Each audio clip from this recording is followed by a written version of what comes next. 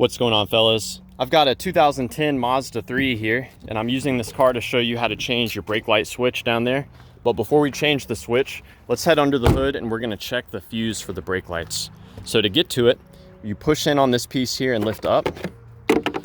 And what we're looking at is the stoplight fuse, which is gonna be a 15 amp fuse located right here. So this fuse provides power to the stoplight switch. And when you hit the brakes, the stoplight switch sends that power on to the rear brake lights. So let's take a look at the brake light switch and I'll show you how to change it.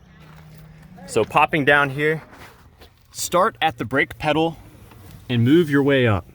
Follow that lever and you'll eventually make it to your brake light switch, which is that piece right there.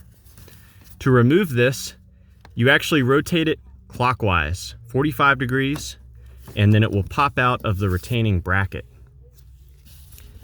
Now what you can do to remove this, you have to push in on the top of the connector there and then pull it out. It's a little hard for me to show it one-handed, but basically, and you don't want to do what I'm doing, which is putting stress on the wiring.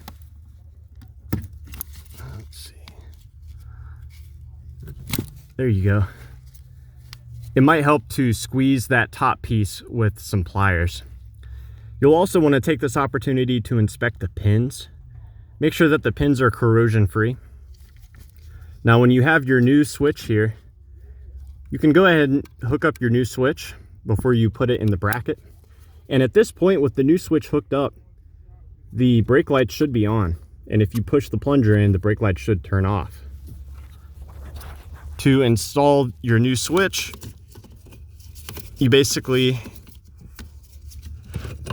pop it in the bracket at that 45-degree angle, and then you rotate it counterclockwise.